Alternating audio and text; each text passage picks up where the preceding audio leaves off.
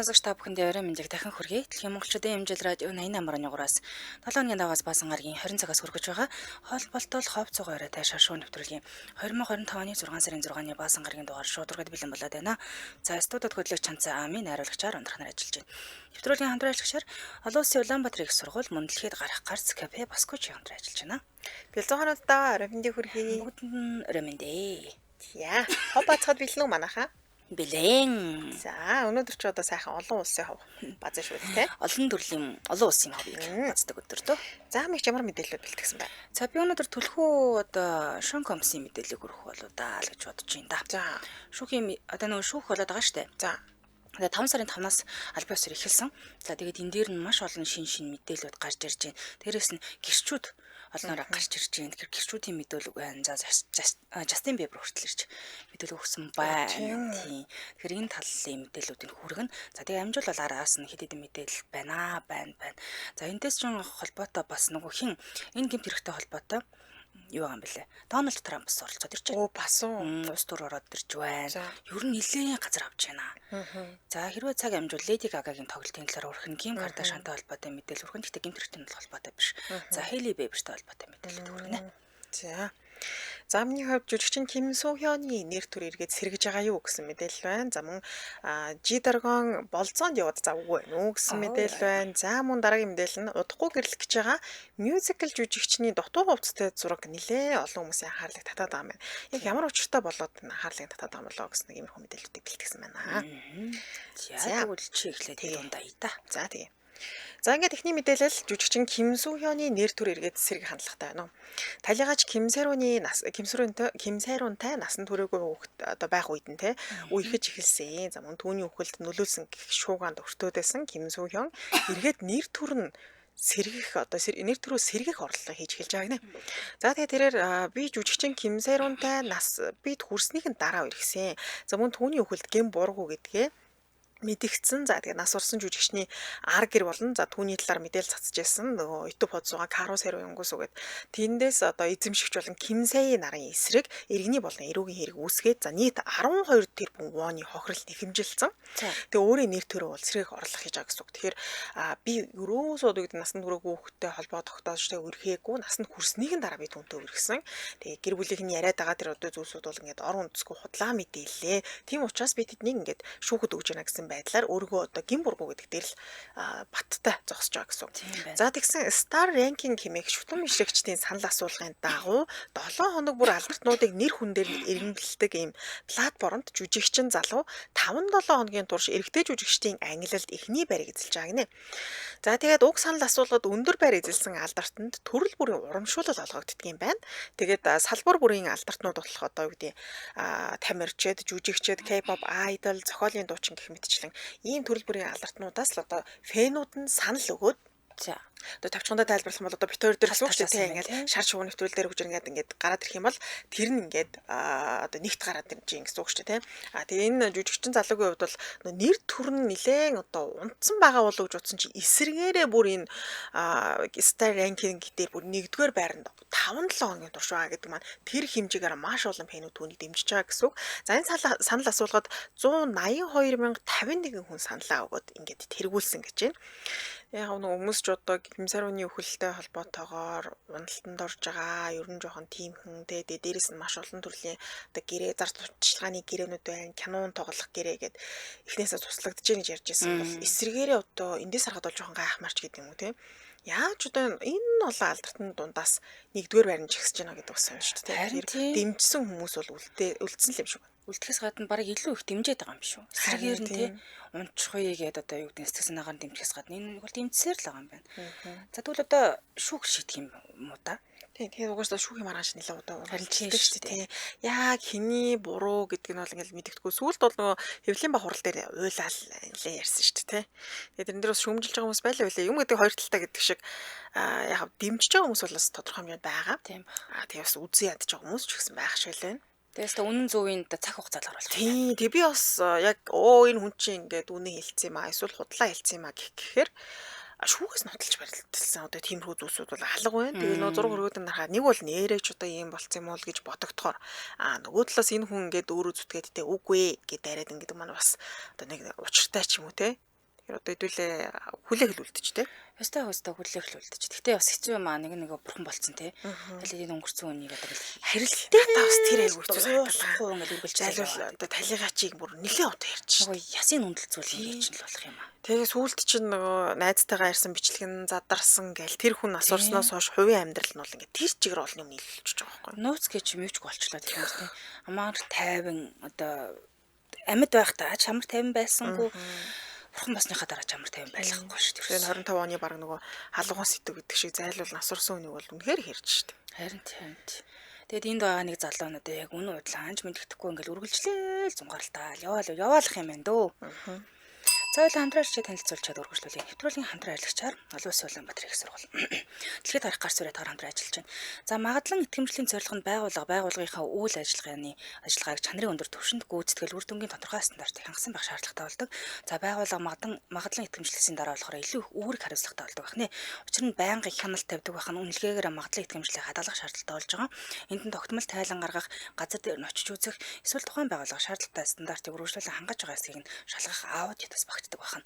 За Монгол улсад ихний 20 ирэмблэх төс сургуулийн ихний 13-т багтдаг юм байна. Дөрөвт удаага магадлан итгэмжлэгдсэн 2024 онд 10 жилээр магадлан итгэмжлэгдсэн байна. За 2025 оны 6 сарын 23-наас эхлээд хичээлийн 1-р байранд элсэгчдийг бүртгэж авч байгаа. Тэгээ онлайн элсэлт гэж бас байгаа. Тэр нь элсэлт CIUU.edu.mn гэсэн сайт руу ороод бүртгүүлэх боломжтой. За Олон Улсын Улаанбаатар их сургууль 30 жилийн хойгоороо төгсөгчдөө зориулан 6 сарын 6-нд буюу өнөөдөр UG Palace Night Show болгож байгаа юм байна. За энд нь татар, A-Zone, Free-Zone, Зандан Шагаа болон DJ Shiroki нар оролцож байгаа. Дарга хэмжээний үеэр 30 шилдэг төгсөгч болон төгсөгчдийн дунд болсон спортын тэмцээний аваргуудаа шагнал гардуулах юм байна. За тэгээ төгсөгчд Олон Улсын Улаанбаатар их сургуулийг төгссөн төгсөгчд ишиг очоод бас хамт төгссөн дээд доод ангийн ахагч нартайгаа уулзах боломжтой шүү. Мэдээж одоо үн төлбөргүй юм билээ. Би бас энэ Олон Улсын Улаанбаатар их сургуулийг төгссөн. Гэхдээ өнөөдөр харамсалтай би ажилтай байж таарад байна. Тэрнээс шүдэд бол ингээд A-Sound бас миний дуртай явж байгаа шүү дээ. Жинхэнэ бужигнуулж байгаа шүү дээ. Ааха. За 2024-өөс 2025 оны хичээлийн шинжилт эсэгчдэд зориулсан тэтгэлэг нь ямар гам бэ гэхээр 40% тэтгэлгийг 500-аас 599 оноотой эсэгч, 50% тэтгэлгийг 600-аас 649 оноотой эсэгч, 70% тэтгэлгийг 650-аас 699 оноотой эсэгч, 100% тэтгэлгийг болохоор 700-аас дээш оноотой эсэгч авах юм байна. За мөн Монгол Улсын засгийн газраас олгодог бүх төрлийн тэтгэлэгт хамрагдах боломжтой хань бүх мэргэжлийн оюутнууд нь Солонгос англи хэлийг чөлөөтэй эзэмшиж төгсдөг байна. За тэгээ 2 жил Монголд 2 жил Солонгос сураад Монгол Солонгос хос дипломтой төгсөх боломжтой байдаг. За сувилгаан сургууль нь Солонгос болон Германд хүлээн зөвшөөрөгдсөн ажиллах лиценз, шалгалт өгөх хэрэгтэй. За тэгээ үндсэн мэргэжлэрээ тэнд бас ажиллах хэрэгтэй байдаг, боломжтой байдаг гэсэн үг л дээ. За хаана одоо дэлгэрэнгүй мэдээлэл ямар утсаас авах вэ гэхээр 8947 2026 8947 2026 гэсэн дугаараас авах боломжтой. За сошиал хаяг нь Олон Улсын Улаанбаатар их сургууль гэж хараа мэдээлэл гарч ирэх нэ. Хаяг байршлууд Баян зүрх төргийн 13 дугаар хороолоо Сандай Плазын хажуудад байрлах Олон Улсын Улаанбаатар их сургууль гэж байгаа. Баярлалаа хамт ажилласан Олон Улсын Улаанбаатар их сургууль дэлхийд гарах гар зүрээ таар хамт ажиллалаа. Баярлалаа. За чи Аз даяар одоо шүүгүүлж байгаа эргийг яриад байгаа бол тэгэхээр бас дэлхийг хамарж байгаа тийм ээ. За тэгвэл би одоо дэлхийг тэр жигтэн байлдан дагуулж байгаа бас нэг актер хэргийг энэ жилийн одоо 2 тренд хэрэг болчиход байна шүү дээ. Бараг тийм баг тий. За Шон Диди Компси эсрэг Америкийн нэгдсэн улсад өрнөж байгаа шүүх бол 2025 оны 5 сарын 5-нд албан ёсоор эхэлсэн явж байна. За Нью-Йорк хотод бол үргэлжилж байгаа. Түүнийг болохоор хар тамхи 8 айлах. За дээрэс нь бүлэг байгуулсан тий. Бэлгийн мүлжлэг, биеийн үнэлэл зохион байгуулах, бага насны хүүхдүүд хүчирхийлсэн зэрэг хүнд гэмт хэрэгт буруутгах байгаа. За хэрвээ гин буруутаан тогтоогдвол бүх насаараа хорих яллаанахаар төлөвлөж байгаа юм байна. За прокурор Эмили Джонсон шүүх хурлын эхний өдөр Компси алдар нэрийг ашиглан өөрийнхөө алдар нэрийг ашиглан тийм ээ одоо охид эмэгтэйчүүдийг бэлгийн хүчирхийлэлд өртүүлсэн гэж шууд буруутгасан байна. За мөн 2016 онд Компс одоо салсан найз бүсгүй X найз бүсгүй болох Кэси Вентурагийн араас хөөж цодж байгаа бичлэг нь бол манай хамгийн дунд хүргэжсэн тийм бичлэг зочид буудлын хамгаалагч болон тайчигч хэрэгтэй мэдүүлгүүдийг шүүхд танилцуулсан байна. Одоо ингээд гэрчийн мэдүүлэг нь аваарат ихсэн. Танилцуулж байна. За тэгээд Компсийн өмгөөлөгчид түүний бэлгийн амьдралыг буюу свингер буюу олон бэлгийн харилцагчтай гэдгээр нь тайлбарлаж байгаа юм байна. За нэг хүнд бол баригдах шаардлагагүй. Олон хүнтэй бол ингээд уулзах боломжтой гэдэг ч юм уу те. Ингэж үзэж байгаа юм байна. За тэгээд энэ үйлдэлүүдийг гэмт хэрэг бишээ гэж өмгөөлж байгаа юм байна. Угаасаа юм олон одоо бэлгийн ярилцагчтай юм чинь. Гэтэ яг хохирогчтой хувьд бол өөрсдөө хүлэн зөвшөөрөөд уулзсан бол биш байгаа Биш даа шүү дээ. Мандаа уух юмд юм холиод өгсөн ч юм уу юм л байгаа шүү дээ. За тэгээ шүүх оролд бол Шон Компас өөрөө бичлээ оролцож байгаа. За яг эхний өдөр болохоор ээж хүүхдүүд нь шүүх танхимд ирсэн. Тэгээ шүүх орол ойролцоогоор 8-7 хоног үргэлжлэх төлөвтэй байгаа юм байна. За дараагийн хуралдаанд болохоор X найз бүсг болох Кэси Винтера ирж мэдүүлэг өгөх юм байлээ. За тэгээд энэ хэрэг чинь зөвхөн хөгжмийн ертөнцийн гэлтгүүгээр дэлхийн нийтийн анхаарлын төвд бол орсон. Одоо ингэ явж байгаа. Гэтэл гол гэрчүүд буюу актер одоо хамгийн ойрынх нь хүмүүс гэрчүүдээр оролцоод эхэлжлээ л дээ. Энд нь хамгийн голлох гэрчүүдийн хин гэсэн чинь хуучин туслах болох Capricorn Clark гэж хүн байгаа. Өөрийнх нь туслах байсан, хувийн туслах нь байсан. За энэ Clark нь болохоор хуучин туслах нь байсан. Шүүхэд өгсөн мэдүүлэгтээ дараах зүйлийг дурдсан буюу энэ бүр актер мэдүүлэг өгсөн байлээ. Kid Cudi-г алах гэж сүрдүүлсэх хэргийг хэлсэн байна. За Clark 2011 онд болсон нэг үйл явдлыг дурдсан байлээ. Энд нь болохоор Компас хуучин найз бүсгүй Кэси Винтерагийн шинэ харилцааны талаар мэдсэн гинэ. Өөрөнтэй басны мэдэнгүүтээ уурлаад боо бариад Кларкийн гэрт нь ирсэн. Туслахын гэрт нь үрээд ирсэн байна. Тэгээд Кларк тэгүүлсэн гэхээр чи босоод хувцас өмс бид Мискутиг алахаар явж байна гэж хэлсэн байна. Тэгэхээр шуудхан ална л гэж хэлсэн юм л да. За ингээд Кларк түүнийг Kid Cudi-гийн гэрт дагуулж очиход хүргэсэн юм байна л да. Ингээд туслах нь Компс болон түүний хамгаалагчийг Cudi-гийн гэрт орж байхад нь машинда үлдээд ингээд хоцорсон гинэ. За ингээд Кэсид утсаар мэдгдсэн гэж мэдээсэн билээ. За ийм орж байгаа шүү гэж хэлсэн юм байна. За тэгээ Компс бусаж ирээд Кларкт болохоор энэ Кэсиг дуудаа Кларкийг суллахгүй гэж сүрдүүлсэн буюу одоо туслахад сүрдүүлсэн юм байна. Зөвхнөөж сүрдүүлсэн ба. За дээрэс нь ахаад Кларк хэлэхдээ болохоор туслахаар 2004 онд анх ажилд орсон юм байна туслах нь. Тэгээ анхны өдрөөл Шон Компас түүнийг болохоор сүүж наажтай өмнө нь ажиллаж байсан гэдгийг нь мэдсэн гинэ. Өөр хүнтэй ажиллаж л байсан байж хараа штэ.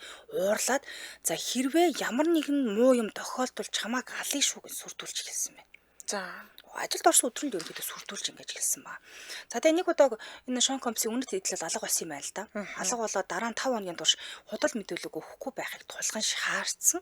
Тэгээд энэ туслахыгаа болгоороо энэ хугацаанд Манхэттентай хоосон оффиста хамгаалагчийн хамт байгаад худал мэдүүлэг өгөхгүй байхыг тулгын шаардсан юм мэдүүлэг бас дарамтлсан юм байна л да. За тэгээд ажилласаа халагдсан. 2004 онд ажилд оронгуудаа тэсгээ болоод 2006 онд гарсан юм байна. 2006 онд ажилласаа Кларк гэж туслах нь гарсан. Тэгсэн чинь 2012 онд болохоор Шон Компс түүнийг буцаагаад ажилд авсан юм байна. За гисэн идэж гисэндээ дахиад ажилласаа халагдаад Компс түүнд болохоор дахиж хизээж ажил олдохгүй чамд. Чи миний туслахаар ажиллахгүй бол чи хаана дэлхийн хаанч утсан чамд ажил олдохгүй гэж сүрдүүлсэн юм байна. За тэгээд энэ туслах Кларк нь болохоор хуульчдаас нөгөө нэг буруутай халагдсан эргээр нөхөн төлбөр авсан боловч 2016 онд бас дахиад ажилдаа орсон юм байна. Ер нь бол нэг юм жоохон токсик харилцаатай хүү юм уу та. Туслах, мослох ажилтан хэмжээс нэг тийм балиар харилцаатай юм байна. За ингээд Компсын өмгөөлөгчд болохоор Кларкийг энэ одоо туслахыг юм бэ сайн дураараа Компстай хамт явсан гэж мэдүүлсэн байлээ. За ингээд Компсын хуульчтай уулзтаа энэ талаар хэлсэн гэж бас мэдүүлсэн байна. Гэсэдсэн Кларкийн мэдүүлгийг санахгүй байна гэж хариулсан гэдэг юм л та. Тэгэхээр одоо нөгөө нэг туслах нь үн яриад байгаа мó, худлаа яриад байгаа мó гэдэг нас мэдэхгүй болчиход ингээд яваад. Ягаад тэгэхээр чи хамт яваал ингээд мэдүүлэг өгсөн сайн дураараа явсан гэсэн чинь үгүй би тэрийг санахгүй байна гэж яриад байгаа юм байна л та. За дараагийнх нь актер бас нэг чухал ач холбогдолтой гэрч орж ирсэн. Энэ болохоор Kid Cudi рэпер байгаа. За Kid Cudi буюу нэг алан гэдээсэн шүү дээ.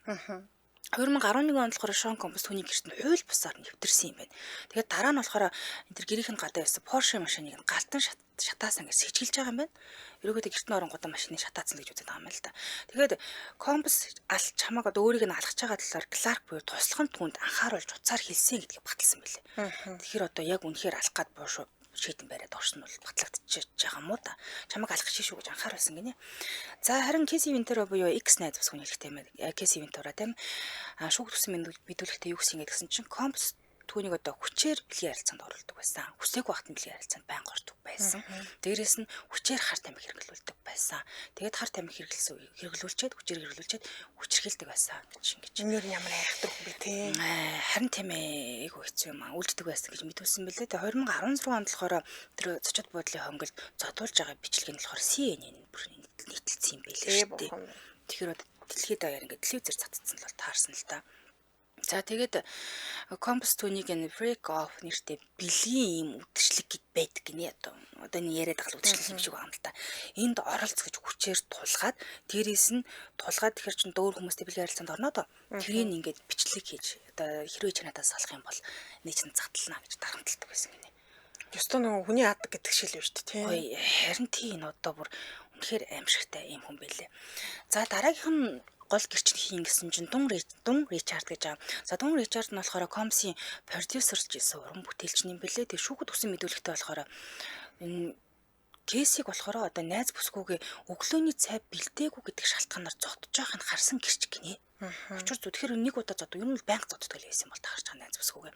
Тэгээд дээрэс нь хар тамхи хэргэлдэг байсан гэдгийг баталж байгаа. Дээрэс нь гэртээ нөгөө зөвшөөрлөхгүй галт зэвсэг хадгалдаг байсан гэдгийг бас одоо гэрчлээд өгчөж байгаа юм байна л дээ. За прокурорын байр суурийг даан гэхээр Шон Комсыг хөгжмийн эзэнт өрөнд одоо тэр эзэлсэн байр суурийг ашиглаад эмэгтэйчүүдийг хүчээр бэлгийн мүлжлэгт оруулдаг байсан, хүчрхийлдэг байсан, сүрдүүлдэг байсан.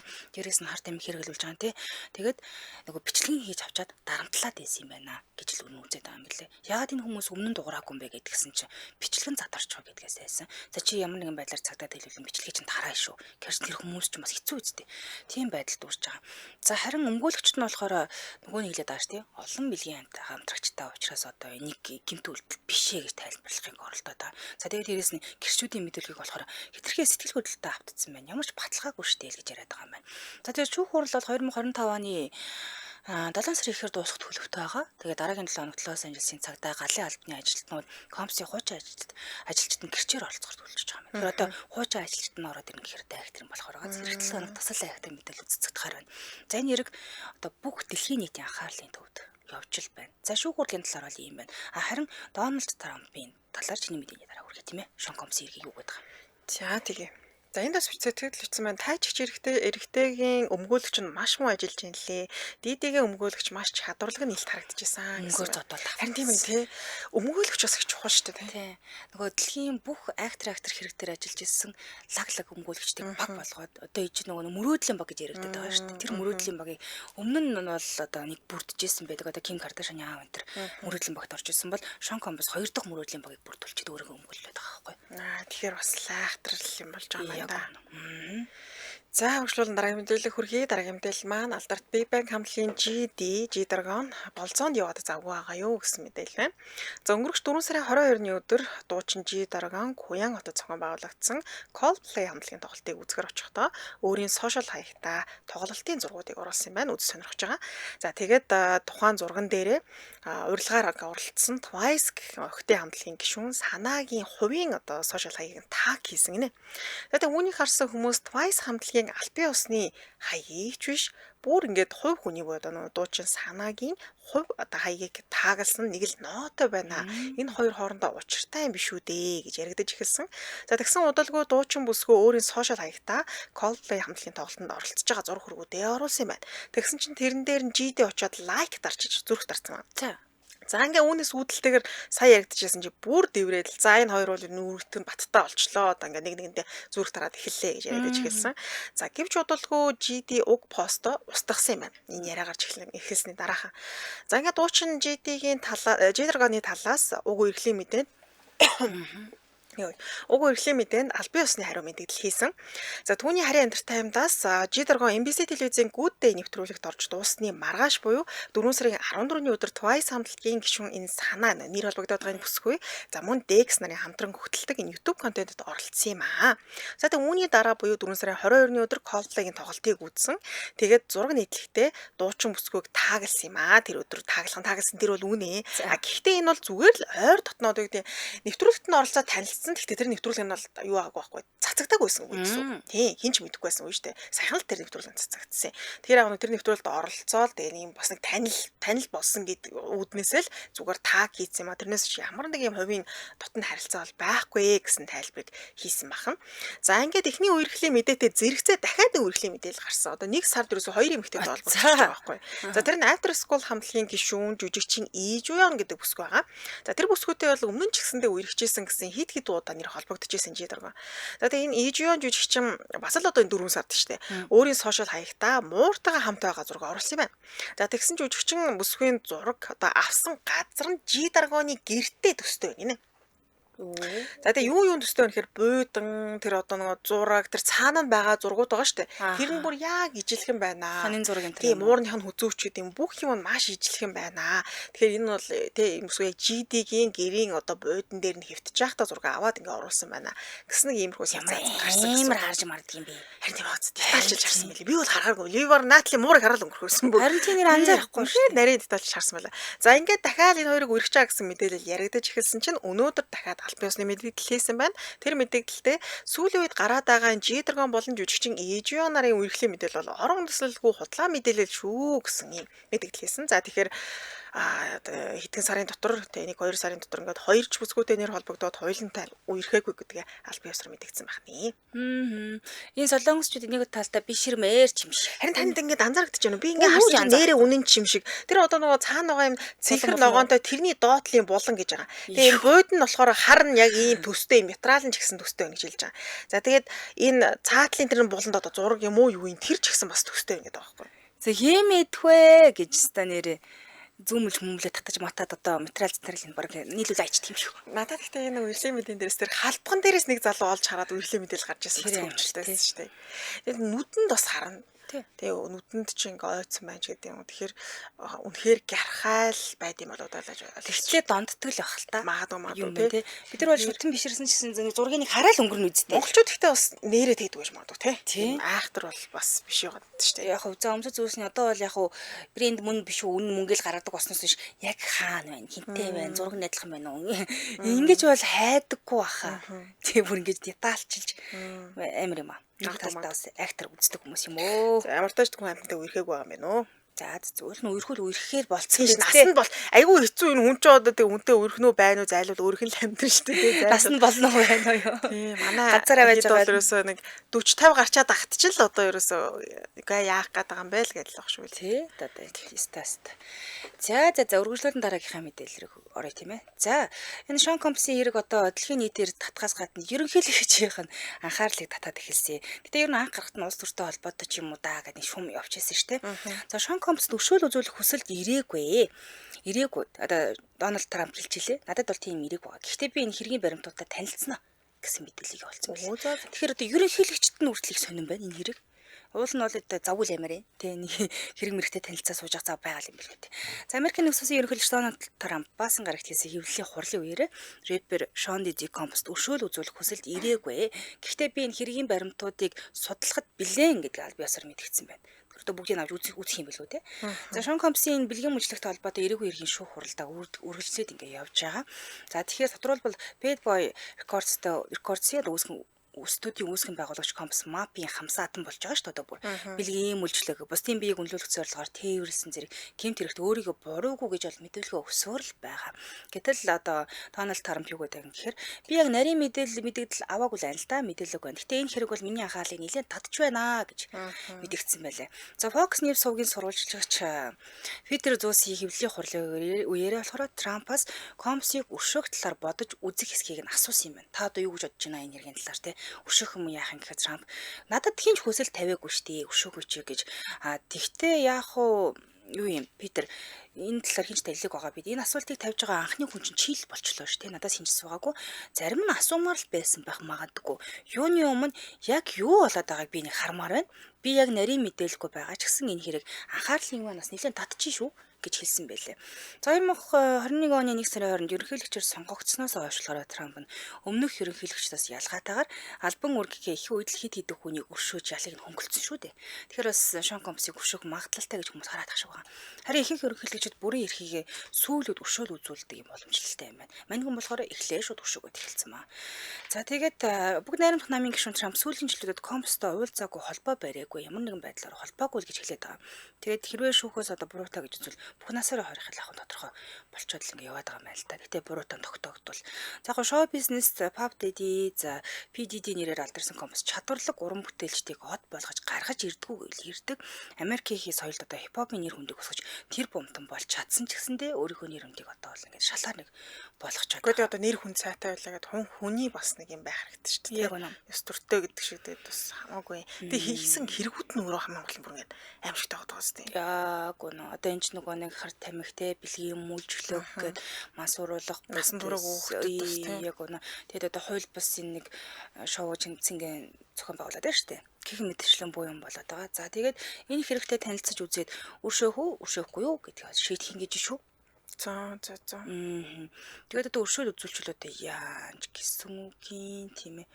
Арчин болох л та. Харин тий. Энэ олон хүмүүстэй хохирчоор Жинхэнэ шугам болох байх та. харин тийх. Ямар ч гэсэн мань хүн энэ талаар бол жоохон сонирхчл байгаа юм байна.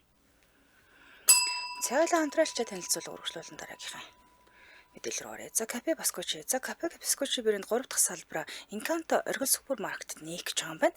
Жинхэнэ Итали кофений амтыг та илүү ойроос илүү хүртээмжтэйгээр мэдрэх боломжтой болжээ. За 1883 онд Италийн Монте Чериньоны хотод үүсгэн байгуулагдсан Кафе Баскочийн дэлхийн 25 гаруй улсад 600 гаруй салбартаа кофений өв соёл, чанарын түгээн дэлгэрүүлдэг нэр хүндтэй брэнд гэж хэлэгддэг. За Баскочи бол зөвхөн кофений газар биш. Энэ бол кофений урлаг, амьдралын хэм маягийг шингээсэн юм газар гэдгээр онцлогтой байдаг. За тэгээд шинэхэн хуурсан кофений анхлын үнэр таны хамрыг цоргион очингууд чинь өтгөн тослох хөөс уруулд хүрэх мөч таны амтлах мэдрэх бүрэн сэргээж өгөх нэ. Халуун зөөлөн аманд тань удаан хадгалагдаж таныг нэг хоронд Итали хүргэх.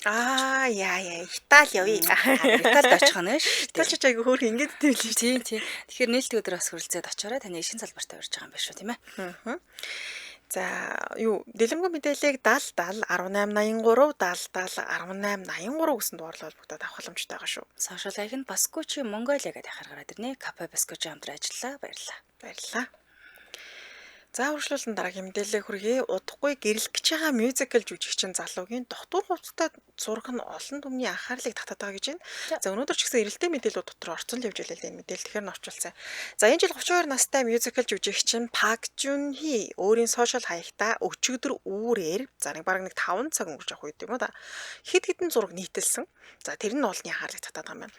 За тус зурагт жүжигчин залуу дотор хувцастайгаа орон дээр сууж байгаа. За тэр дотор хувцастаа сууж байгаа жүжигчин залуугийн хажууд нь яг нэг мюзикл тоглож байгаа залуу жүжигчин буюу өөрөөс нь 8 насаар дүү жүжигчин Үжиньон гэдэг бүсгүй бас хамт толгоогоо бүхийлэгцэн сууж байгаа. Тэгэхээр нэг өсөндөө одоо төсөөлөд үзэх юм бол нэг шалдантай одоо хоёр шалдан хүнд ингээд толгоогоо бүхийлэгцэн сууж байгаа зураг гэсэн үг шүү дээ. Яасан зургийн нэр. За мөн тэдний хоорондоо чатлсан чат нь бас дараа нь зураг болоод ороод ирсэн. За тэгээ хоорондоо өвчсөн мэхээр за хувцас солиороо шүшүүрт орох уу гэх мэтчлэн тиймэрхүү яриануудыг бичсэн чат байсан юм байна. За мөн жүжигчин залуу удахгүй хормоо хийх гэж байгааг илтгэж сүйт бүсгүйн хормын даашинцны гэрээ болсон гэж одоо нэг өсөндөө энэ сошиал хаягт нь орсон гэсэн. За тэгээ уг зургууд жүжигчин залуугийн инстаграмд нэг 10 минут байсны дараа устцсан. Тэгээ хүмүүс нь л гаагаад үгүй эн чи юу хоёр шалтан хүн тэрний дараа нь дахиад одоо юу шүвшүүрт орох уу морох уу тэгснэ гинтхэн энэ залуу хүнтэй сууж байгаа ч хүмүүс мдэгөөсөн чинь сүйт өсгөөтэй тэрнтэйгээ гэрлэх гэжсэн гэдэг хормын гэрээний дээр гараад ирэхэд нэлээд гаачлалтай. За тэгээ таамаглал байна. Хүмүүс юу гэж таамаглаж байгаа гэхээр энэ мюзикл жүжигчинтэй гэрлэх гэжсэн сүйт бүсгүй одоо ирээдүйн нөхөр болох залуугаа нөгөө гарддаг яг нөгөө явуулдаж явах үед нь оронгуудаа шалдан орон дээр огт зургийг аваад тэгээ уурандаа энэ хүн чинь хүнтэй суух гэжсэн штэ буюу хормынхаа гэрээг стори доод. Тэгээ дээрэс нь энэ хоёрын чатлсан чатын стори доод. Ингээ энэ хоёрын шалдан зургийг бас стори дтсэн болоо да гэсэн нэг ийм таамаг бол ярилж байгаа. Балраа. За тэгээ өнөөдөр жүжигчин залуу гол дүрдэн тоглож байсан мюзиклээсээ хувийн шалтгааны улмаас аль биесээр гарсан гэдгээ мэдэгдсэн байна. За бас нууц цамраг гэж яригадаад байгаа тэр залуухан жүжигчин бүсгүйний хувьд ч гэсэндээ хувийн шалтгааны улмаас тэр мюзиклаасаа бас гарсан юм байна. За мөн жүжигчин залуугийн фэн капе гэж байгаа. Энд чинь яг нөгөө битгэд бол мэдгүй л ахалтай мюзикл жүжигчний хэдүүлээч одоо солонгос мюзикл найшгүй үзээд байгаа ш. Гэхдээ солонгостой бол бас тодорхой хэмжээнд тэр мюзикл жүжигчин нэр хүндтэй л хүн гин л дээ жүжигчин залуу. Тэгсэн өөрийн гэсэн одоо фэн капетай. Гэтэл тэр фэн капаг нь ажилуулдаг гэсэн хүн ийм аимшигтай зүйлтэй болсон байна. Тэгэхээр одоо ингээд 6 сарын дундуур энэ фэн капаг хааж байгаа гэдэг аль биесоос мэдэгдсэн байна. За харин хэргийн гол эзэд болго тэр нөгөө сүйт залуу болон явуулдсан бүсгүй хоёр бол ямар ч мэдээлэл хийхгүй өөрийнхөө одоо сошиал хаягийг устгаад ингээд чимээг алга болсон. Тэгээ хав хүмүүсийн таамаглаж байгаа одоо өстөж ихэнх гурвалжин дөрвөлжин хэрэг болдоо хэрүүлэнд болж байгаа бах та гэсэн байна. Тэгээ солонгосчуудын сэтгэлийг харах юм бол хөөх ёстой галзуурч нэрийг нь мэдчих жүжигчин байна штэ. Хүүе манай найзын үзэгчээсэн мюзиклийн жүжигчин жүжигчээд энд шалдан өвтөж штэ. Энэ хоёулаа шалтан сууж ах юм гэдэг. Хоёулаа мюзиклээсээ гарч байгаа гинэ гэх мэтчлэн сэтгэлийг үлдээсэн байна. Тэгээд одоо дэлгэцэн дээр харж байгаа хоёр юм байл л дээ. Нэг нь 32-т нөгөөх нь 25 настай. Тэгээд энэ одоо эрэгтэй жүжигчний хувьд бол тодорхой хэмжээнд мюзикл дөрөвгөө таниулсан гол дүр аваад штэ. Энэ эмэгтэй жүжигчин болохоор дөнгөж гарч иж байгаа залуу жүжигчин байл 25 настай.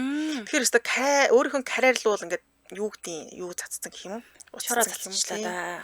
Тэгээ яг шалдан гэдэг нь энэ жүжигчин залуу л одоо төрсөгтэйгээ сууж байгаа юм л да. Нөгөөх нь бол яг шалдан болов ш хувц сунартайгаа. Нөгөөх нь бас өмнөд цамцыг өмсүүлсэн л юм байна. Тэгэхээр бодлоор нөгөө сүү төсгөнд орж ирээд шууд энэ хоёрыг газар дээр нь барьж авангуутаал зургийг аваад тэгэл өстой уур нь хүрээд буцлаад шууд стори болгоол ингээл нөгөө бүх юмнуудыг ингээд оруулсан юм даа л гэж таамаглаж байгаа юм байна. Гэтэ тийм мэдгэл бол альбасны юм байхгүй л байна л да. За нөгөө ухдаг нөхдүүд ухуул дээр арийнхын те буудангийн бүтээлгэн жоохон ингээд унтсан барьсан үчээсээ өнгөөсөө гэл хайвал гайхам зөндөөл байгаа юм байна л да. Энэ хоёрын суулт муулт байгаа байдал те нэг гимсэн ер нь бол гардуулсан л царай. Одоо чатыг нь харах юм бол ингээд айгу нялгуун л чатлсан л байна л. Одоо гэдэг чинь тийм байхгүй ун гэж мгээл те гэж үгүй байгаа мó тийм яастай чат гэсэн байхгүй тийм үү яг ингээд одоо энэ хоёр чинь бие бинтэй за үнэхээр хамааралгүй гэж бодъё за санамсаргүй байдлаар төрсөгтэйгээ нэг залуу сууж яталтай одоо хамт байсан ч юм за одоо юу гэж тайлбарж болох юм те гэтэл чат нь өөрөө нэг л тийм яастай байгаа байхгүй тийм үү тэгмүүд одоо шисодуг хянчана гэдэг чинь те усанд орсон ч гэсэн зүгээрөө гэл одоо нэг юм шүршүрт орсон ч гэсэн зүгээр юм тэгэл ингээл нэг хоорондын чатан ч гэсэн айгу нэг тийм эвгүй гэх юм нялцгар юм байна тийм нялцгар одоо мян гэдэг чинь мян гэдэг уучлаараа гэдэг уудлаараа ингээд нэг тиймэрхүү байдлаар бичсэн байгаа байхгүй тэгээд ууд кара ебо гэдэг чинь хувцас ойлаараа иймэрхүү чат байгаа байхгүй тэгэхээр тэр угаасаа ер нь энэ хоёр ер нь учиртай байсан юм байна да гэж бол мэдгээд байгаа гэсэн. Тэгээ дээрээс нь хоёрч хойлоо жижигээсээ гарцсан байна. Тэгээ хувийн шалтгаанаар гээд гарцсан гэж байна. Ямар юмны хувийн шалтгаан. За яа одоо ямар энэ хоёр маань явуулдаад гарчлаа манай мюзиклээс гэдэг. Мюзикл нь сүрэн үсттэй одоо. Тэр мюзиклийг хийж үзэхгүй. Тэгээ тэр мюзикл яаж хувийн шалтгаан гол дүр байсан байгаа даа шүү дээ. Аа. Тэгээ тэр одоо мюзиклт чинь маш олон хүмүүс л бэлдэж тоглож байсан. Тэгэхээр тэр олон хүмүүст бол амар том юм юу асуудал үүсгэж байгаа байхгүй юу? Яа. Тэгээ гарч мараад явцсан энэ зэр болцохоор энэ батлагдсан л юм болчихоо да яав тийм. Тэгэд дээрэс нь энэ жүжигчин залуугийн өөрийнх нь сошиал хаяар энэ стори одоо зураг хүргэд норсон байхгүй юу. Тэгэхээр чи хүн өөрөө өөрийгөө те би шалдан сууж байгаа маа энэ хүүхэнтэй. Би баригдчаа сууж гинэ гэж чинь иймэрхүү чат хийдэг. Гэхдээ яг би хүнтэй суух гэж байгаа. Гэрээ энэ юу вэ? Манай сууж чинь хормын даашинцаа хайц олцсон байгаа. Гэхдээ би чинь хаяа шалдан өөр хүүхэнтэй энтэн сууд юм аа. Би ч өөрөө хүн оруулахгүй шүү дээ стори тийм үстэй. Тийм учраас хүмүүс энэ угаасаа ойлгомжтой баригдсан юм байна да л гэж үзээд байгаа юм байна. Хөөхий хорвоо өста нэрээ мөрөөрөө байж болдгоо юм уу та хүн амьтандаа суугч иж. Тэг хүнтэй суугч хоёрын хооронд юу хийж ингэж тэг одоо өөрсдөө нь карьер гэсэн дуус болчихж байгаа. Дуусаа ш та одоо ингэ. За тэгээд нэг энэ хоёр хүний карьер байхгүй бол өнөөдөр бай болох шиг боллоо. Өста бай л боллоо доо чаваас. За нэг бас карьергүй хүний үргэлжлэл яриад байгаа. Ямар хэцүү юм. Энэ хүний карьер бол шалаар нэг болсон шүү дээ. Одоо дэлхийн даяараа л ахгүй Шон Компс маань хинч болсон. За энэ Шон Компсын шүүх уралдаан холбогдол Justin Bieber анх удаа мэдээлэл гаргалаа. Яагаад гэвэл Justin Bieber-ийг хохирогч юм уу те яси хамгийн анхны хохирогчтой нэг байсан гэж Justin Bieber-ийг гаргаж ирсэн болохоор хүмүүс айгу таамаглаж ирсэн. Тэгээ энэ хэргийн талаар бол ерөөсөө өөрөө дугаараагүй л байсан л та. Тэгсэн Шон Дидигийн бэлгийн хүчирхлийн тэмдэг холбогдуулан анх удаага сайн мэдээлэл хийлээ. За тэгээд Шон Дидигийн бэлгийн хүчирхэлд өртөж байсан гэх мэдээл удаа дараа цацагдчихсэн шүү дээ. Хүмүүс л ер нь бол таамаглал дэвшүүлээд байсан шүү дээ. Энэ үед нь Justin өөрөө хэлжлээ л дээ. Түүний хохирогч болж байгаагүй гэдгээ аль бие усны төлөөлөгчөөр дамжуулан мэдгдсэн байна. Би өөрөөсөө хохирогч нь болж байгаагүй. За энэ мэдээлэлд болохоор Justin баг байхдаа Шон Дидитэй хамтран ажиллаж байсан ч гэсэн түүний хохирогч болж байгаагүй тухай дуртаад олон нийтийг одоо энэ уг хэргийн чихэнд хохирогчтой анхаарал хандуулаач гэж уриалж байгаа юм лээ. Та нар над руу анхаарах хэрэггүй. Би бол одоо хамтран ажиллаж исэн үгүй л ажиллаж исэн баг насандаа. Гэхдээ би хохирогч нь болж байгаагүй. Яг чихэн хохирцсон хүмүүстэй жоохон анхаараач гэдэг байгаа юм билээ. За тэгээд энэ Шон Компсын хувьд бол өмнөх найз бүсгүй Кэси Вентура л одоо ерөнхийдөө бичлэг цацсан. Тэрнээс хойш л хэрэгүүд нь араасаа гарч ирсэн л дээ. За тэгээд одоо шүүх хурал нь үргэлжлээд ингэж явж байгаа. Өөрийгөө одгийн буруугүй гэдгээ хүлээсээр л байгаа. Ер нь тэгээд Кэси Вентурал одоо энэ хэргийн талаар хамгийн том гол гэрчил болчихол явж байна л да. Өөрөө бэлгийн мөржлөгт нь өртөжсэн, дандаа гэр бүлийн хүчирхийлэлд өртөжсэн тийм ээ. Хүчээр дандаа нэг бэлгийн харилцаанд орж ирсэн нэрийг бол хэлж байгаа юм байна. За тэгээд Жастин Бибер анх удаа төлөөлөгчөөрөө дамжуулан альпийн ёсоор мэдгдэл хийсэн байна. Би хохирогч нь бол болж байгаагүй шүү. Би хамтран ажиллаж ирсэн. Тийм ээ бага бахта тэгтээ би бол хохирогч болж байгаагүй. Энэ олон хохирогч яг үн бодит хохирогчд нартаа та нар жоохон анхаарлаа хандуул яа тийм бэ гэж хэлсэн бэлээ. Яа тэгэхээр одоо бүхэл хүмүүс зүгээр таамаглаад байгаа шүү дээ. Тийм Хамт ажиллаж ирсэн. Тэгэл нөгөө нэг дууных нь клипэн дээр нь задлаа хийгээл те байгаа байдал гадны төрхийн харангуйта энэ Шон Компсийн хэрэг цацагдаад одоо ингээд Justin Bieber чи хямраад байгаа юм байна те хохирогч нь болж исэн юм байна. Тэр Yummy гэдэг дууг бол амар задлсан шүү дээ. Энэ дуугаараа дамжуулаад энэ бэлгийн мөчлөгийн талаар дуулаад байгаа юм байна гэл ингээд тэрүүгээр нэг тэр нөгөө нэг үдшилхийг бол Yummy-гаар харуулж байгаа юм байна гэх мэтчлээ задлаад исэн. Гэхдээ өөр ингээд албаас зэрмчсэн мэдгдэл хийсэн л байна. Тэр бол би хохирогч нь болж байгаагүй л гэдэг чинь. Тийм байна тий. За хэрвээ тийм бол тэгээд бас одоо сайн л хэрэгтэй тий. Хохирч болж байгаа үнэхээр сэтгэл зүйн хувьд тийм зүйл амаагүй бол Мэнүүд нь нэлээ санаа зовчихсон шүү дээ тий. Санаа зовхоор барьцсан байна яг үнэ. Тэгээ одоо тэгэл нэг л угаас нэг л биш болсон шүү дээ нэг хэсэг. Одоо боллоо. Гэтэ эргээд бас жоохон биш рүүгээл байлаа дээ. За тэгээ мэдээллүүд энэ болж үл эрт 7 хоногт бас нэг олж шинэ мэдээлэл юу байна тийм ээ олъё да. За баярлалаа түргэн нэвтрүүлгийн өндөрлөлийн студид хөтлөгч Чанцаа амын хариулагчаар ундрахнаар ажиллалаа. Нэвтрүүлгийн хамтраалагчаар Олон улсын Улаанбаатарын их сургууль дэлхийд гарах гар суурайтаагаар мөн кафе баскоч хамтран ажиллалаа. Өргөжлүүлэн амар цаг нэвтрүүлгийг хүлээвэн сонсороо түр баяртай. Баярлалаа. Баярлалаа.